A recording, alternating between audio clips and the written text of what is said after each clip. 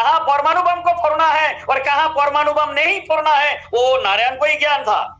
बल प्रयोग का ज्ञान नारायण को है। उसके बाद मातृ योनि से फिर माँ की पेट में चला गया। वो भी मुन्नू जिस तरह से शिक्षा लिया है, हर एक बच्चा इसी तरह से ही शिक्षा लेते हैं। इसीलिए माँ की पेट में जब बच्चा रहता है उस टाइम उस औरत को गलत बात, गलत काम, गलत सोच हमेशा शास्त्रों को लेकर चर्चा करना चाहिए।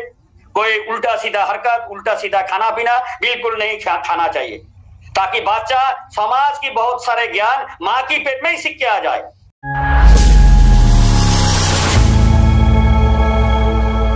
आज वेस्ट बंगाल में कूच बिहार बड़ी सुंदर जगह है, लेकिन यहाँ के निवासी उससे भी ज्यादा सुंदर है। आप अगर कूच बिहार घूमने जाते हैं तो यहाँ की सुंदरता आपका मन मोह लेगी। ऐसा कहा जाता है कि इस धरती को भगवान का आशीर्वाद रहा है, इसलिए ही यहाँ की प्राकृतिक सुंदरता हर किसी को अपनी ओर खींचती है। माँ चंडी ने यहीं से अपनी लीलाओं का शुभारंभ किया। सतयुग से लेकर आज तक यहाँ का इतिहास बहुत ही गौरवशाली रहा है। प्रभु श्री राम से लेकर श्री कृष्ण तक यहाँ सभी जुड़े हुए रहे हैं। तो इसके बाद मुगलों और अंग्रेजों को भी इस जगह से डर लगता था और आज भी उस डर के चिन्ह यहाँ मौजूद हैं। आजाद भारत के राजनेताओं ने कूच बिहार के लोगों की ताकत को समझकर इनका सब कुछ लूट लिया। तो आज हम कूच बिहार के उसी गौरवशाली इतिहास के बारे में आपको बता रहे हैं। पिताजी जी, आपका बहुत बहुत स्वागत है। नमस्कार। जय शिव चंडी। नमस्कार। जय माँ भवानी, जय शिव चंडी। कूच बिहार के राजवंशी क्षत्रिय लोगों के उस इतिहास को जो आप संघर्ष कर रहे हैं, उस पे हमारा आज जो है वो बता रहे हैं कि कूच बिहार का वास्तव में इतिहास क्या था। कितनी सुंदर जगह है। जब से सृष्टि का निर्माण हुआ है तब से कूच बिहार का इतिहास बहुत गौरवशाली है। तो वहां से ही आप शुरू करिए थोड़ा सा। जो ये आजकल एक बहुत बड़ा तगड़ा बिजनेस चल रहा है, हमारी जो धर्म हम जिसको बोलते हैं आज के दिन में, मतलब जिसको ट्रेडिशनल कल्चर बोलना चाहिए, उसको हम तो आजकल धर्म ही बोलना शुरू कर दिया। तो इसमें क्या हुआ, बहुत सारे यूट्यूबर, उसको कोई खास ज्ञान है नहीं, उसने यूट्यूब में एक कहानी छोड़ दिया। कुछ ना कुछ लोग तो देखेंगे, उसमें पैसा भी कमाया जाएगा, लेकिन उसमें क्या हो रहा है, हमारी समाज के ऊपर एक बहुत बड़ा गलत मैसेज जा रहा है। उसी तरह से जैसे रामायण का सीरियल चला था, उसमें ऊपर ही लिखा हुआ था कि ये जो है सीरियल हम बनाया है ये काल्पनिक है। अगर किसी को अच्छा ना लगे तो इसके लिए डायरेक्टर, प्रोड्यूसर कोई जिम्मेदार नहीं रहेगा। उसी तरह से रामायण महाभारत कोई भी सीरियल में इसी तरह से शुरू कर दिया। और जहां तक पिक्चरों में भी कई सारा जो है राजा महाराजा की कहानी दिखाया, उसमें भी जो है वो काल्पनिक सोच वाला घुसा देते हैं। मतलब ऊपर ही लिखा हुआ रहता है ये बिल्कुल काल्पनिक है, लेकिन हीरो का नाम तो राम है, उसका पिताजी का नाम दशरथ है।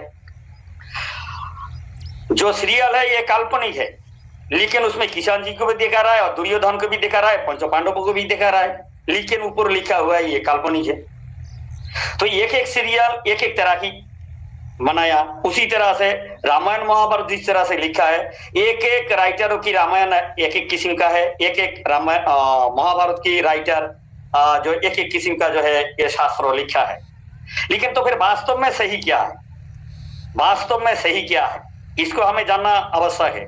और इसीलिए जो सब्जेक्ट है, जो मेन इशू है, जो मेन हिस्ट्रिकल बैकग्राउंड है, उसके ऊपर ज्यादा ध्यान ना देके बहुत सारे लोग उसका अलंकार, मतलब जिसको बोलते हैं जैसे औरतों का उसका जो एक आभूषण है वो है लज्जा, नारी का जो है पवित्रता, लेकिन आजकल अलंकार हुई है कि जितना भी श्रृंगार करो वो अलंकार है।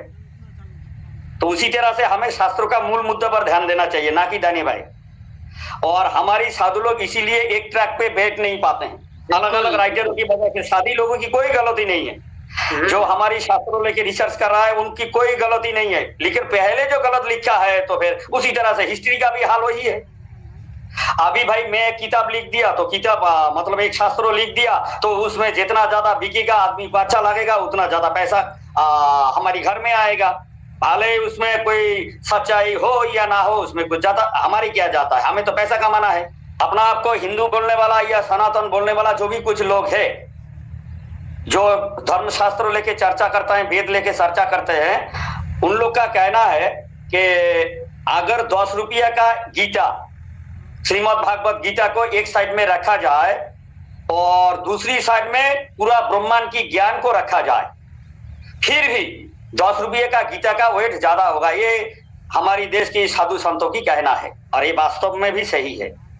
लेकिन हम अगर उसमें गहराई से सोचे या देखें, जब कृष्ण भगवान ने अर्जुन को बोला था कि मैं अभी जो ज्ञान देने को जा रहा हूं, ये ज्ञान इस धरती में बहुत सारे समय से लुप्त है, वो ज्ञान मैं तुम्हें देने जा रहा हूं। तो अर्जुन ने पूछा लुप्त कैसे है? बोला ये ज्ञान इससे पहले विवस्वा, मनु और इच्छा को, ये तीनों का साथ डिस्कस किया गया और आज के दिन में तुम्हारी साथ में डिस्कस कर रहा हूं। मतलब कौन सी बात? एक हो गया ओम और एक हो गया ओम। जी जी। ओम और ओम, इस बारे में तो आपका साथ थोड़ा बहुत हमारी घर में चर्चा भी हुआ था।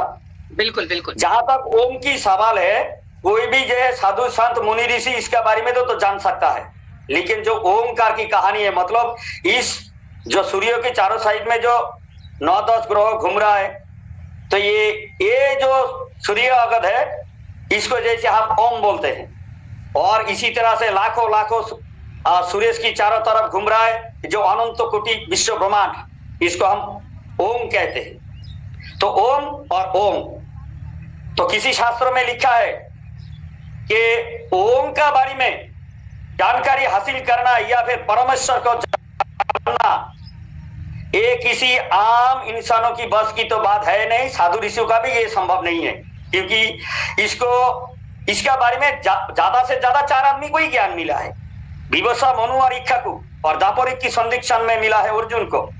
जब 4 आदमी को खाली ज्ञान मिला है, तो इसके बारे में पूरा जानकारी किसको था? किसी को नहीं था।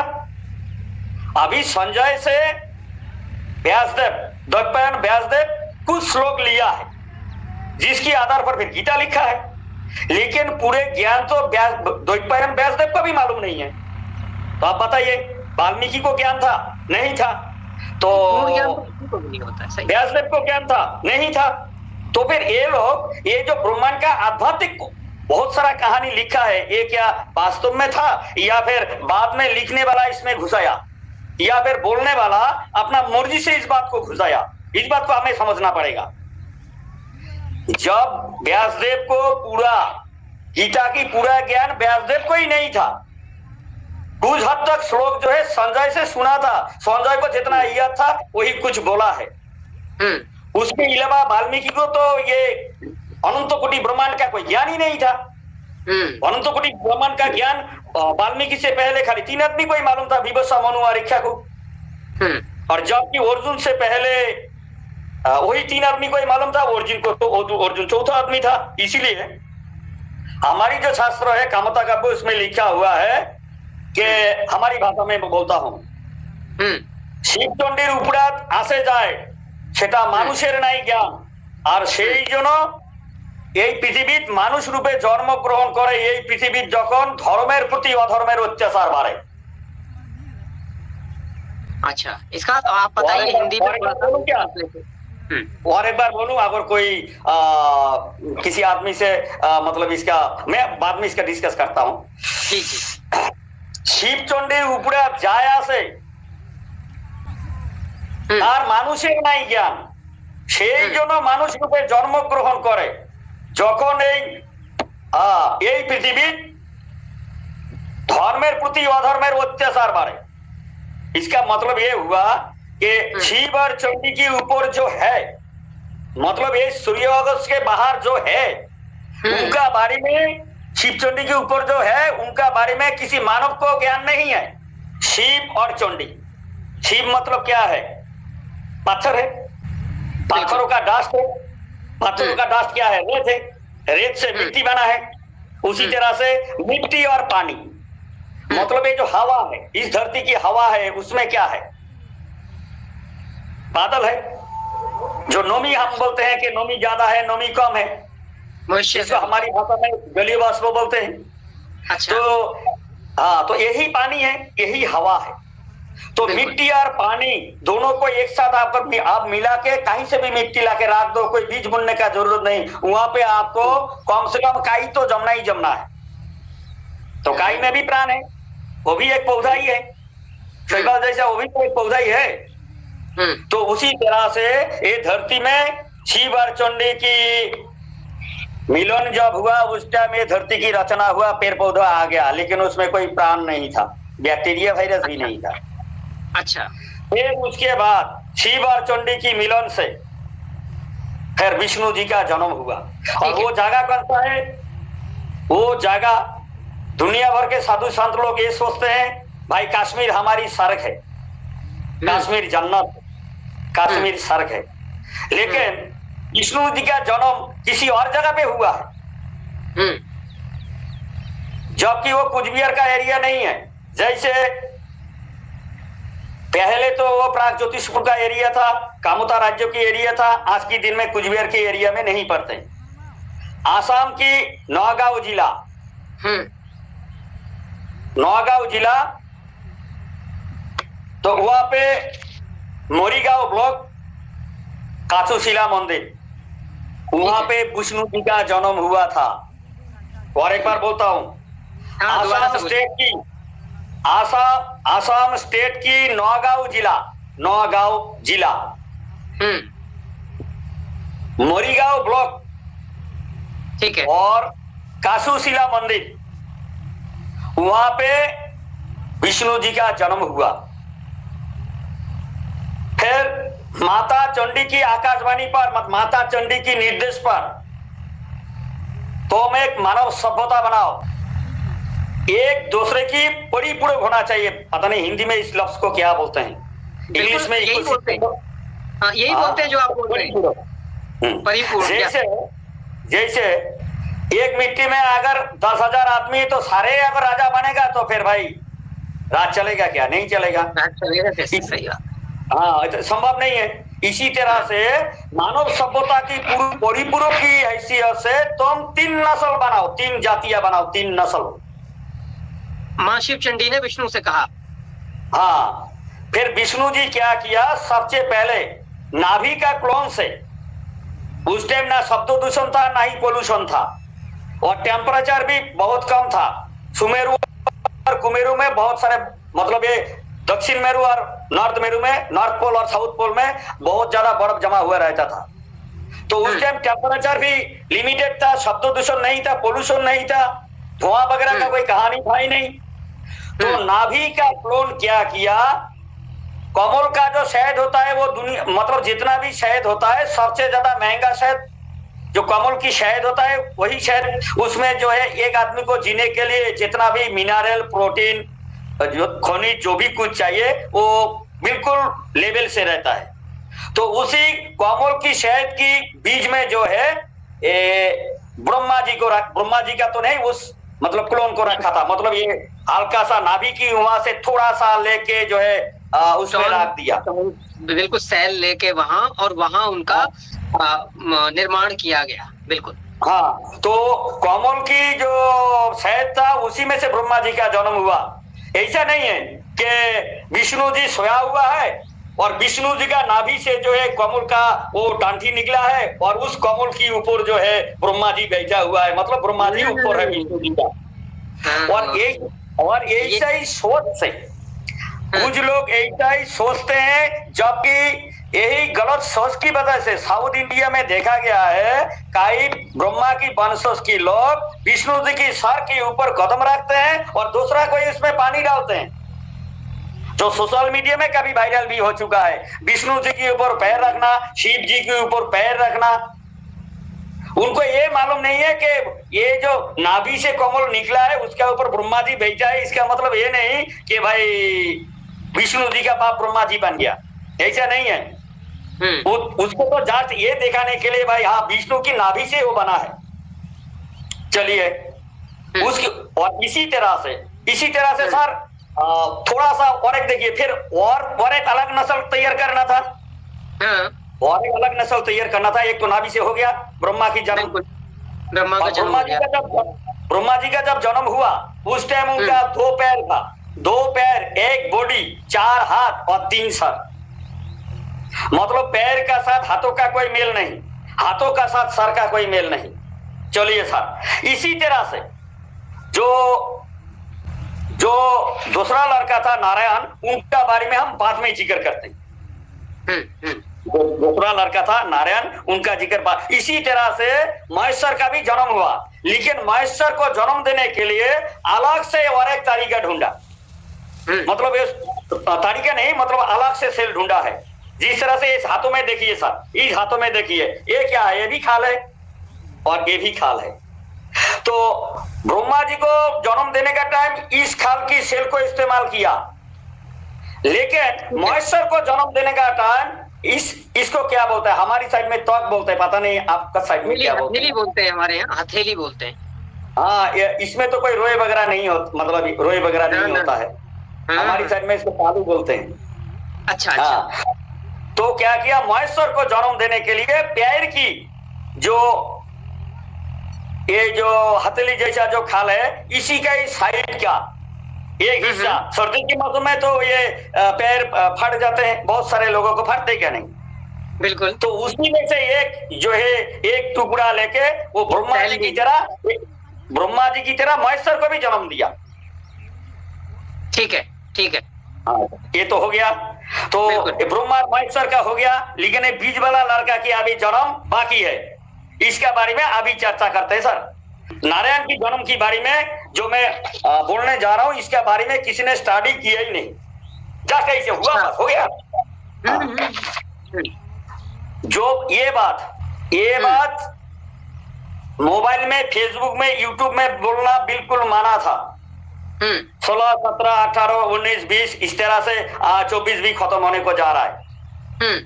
तो महाराजा साहब ने मुझे फरवरी महीना में दिल्ली में बोला कि अभी तुम्हारी बात को और तुम ओपन हो जाओ। मैं इतना दिन ओपन नहीं था, और आप ही ने मुझे ओपन किया। हमारी किसी भी आदमी से आप पूछ लेना, बिल्कुल बिल्कुल बिल्कुल। तो महाराजा साहब के निर्देश पर जब मैं बोल रहा हूँ, तो महाराज को और एक बार प्रणाम करता हूँ। ये कहानी बोलने से पहले, नारायण की जन्म कैसे हो रहा है साहब, ये बात पूरा सीक्रेट है, मैं अभी इसको ओपन कर रहा हूँ।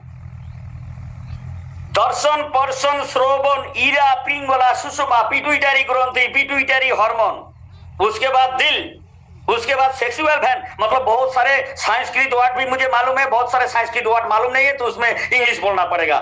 तो और एक बार बोलता हूँ, दर्शन, पर्शन, श्रोवन, ईरा, पिंगला, सुषुम्ना, पिट्यूटरी ग्रंथि, पिट्यूटरी हार्मोन, उसके बाद दिल, उसके बाद सेक्सुअल वैन, उसके बाद अंडकोश, मतलब मर्दों का जो दोल जो रहता है, अंडकोश, उसके बाद पुरुष लिंगो, उसके बाद पिताजी का बल प्रयोग, प्यार का भी बल प्रयोग हो सकता है, गुस्सा का भी हो सकता है बल प्रयोग, उसके बाद मातृजोनी, उसके बाद गर्भधानी, उसके बाद जो है 10 मास, मतलब 10 महीना 10 दिन जो है माँ की गर्भ से रह के समाज की पूरा ज्ञान को हासिल करते हैं माँ की पेट में, जैसे वो भी मुन्नू किया था।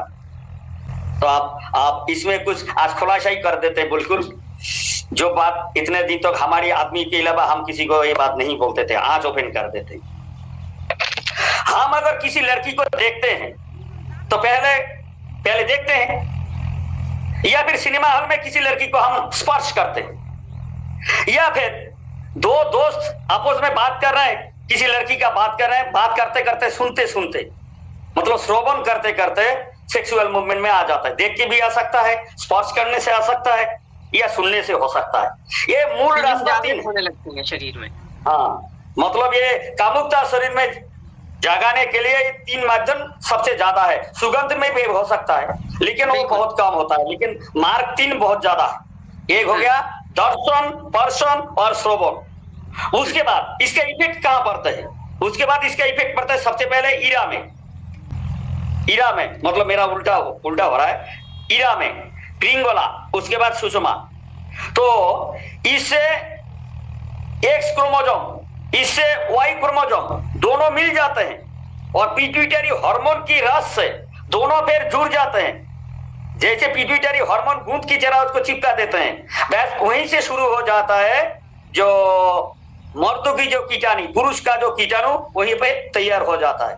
और होने का बाद फिर ये यहां से लेके दिल तक, जो हार्ट, इंग्लिश में हार्ट बोलते हैं, दिल तक ये जो है मतलब ये स्टॉक होके रहते हैं। तो फिर आप क्या सोच रहे हो, फिर उसके बाद इस मार्ग से फिर मातृगर्भ में जाते हैं, तो सर आप बताइए, नारायण जब जन्म हुआ था यही तो माध्यम था। आप सोचिए सर, जरा जो भी कोई हमें सुन रहे जरा आप सोचिए, ब्रह्मा जी का और महेश्वर की जन्म कैसे हुआ और नारायण की जन्म कैसी हुआ, इसको जरा सोचिए। मतलब नारायण को आंखों की मतलब क्या देखना चाहिए क्या नहीं देखना चाहिए, नारायण को वो भी मालूम है, उसका ज्ञान है। किसको सुना चाहिए किसको नहीं सुना चाहिए उसको उसका भी ज्ञान है। और क्या सुनना चाहिए क्या नहीं सुनना चाहिए उसका भी ज्ञान है। मतलब क्या क्या स्पर्श करना चाहिए क्या स्पर्श नहीं करना चाहिए उसका भी ज्ञान है। उसके बाद कोई भी इंजन का, जैसे हम बोलते हैं भाई इसका कॉमन सेंस भी नहीं है, इसका सेंस भी नहीं है, एक कॉमन सेंस स्पेशल सेंस। उसी तरह से कोई भी आप कार चलाओ गाड़ी चलाओ जिसमें सेंसर मशीन लगाया हुआ रहता है, वो आपका इंजन का टेम्परेचर ज्यादा हो रहा है कम हो रहा है, मोबिल है क्या नहीं, मतलब इंजन ऑयल है क्या नहीं, डीजल कितना है, पूरा सेंसर बता देता है।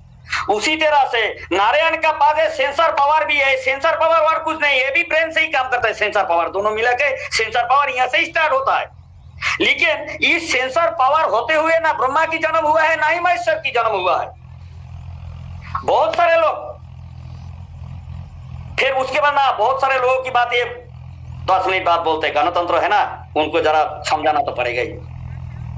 आखिर क्यों इतना जो है हमारे साथ अन्याय हुआ है, धोखा हुआ है।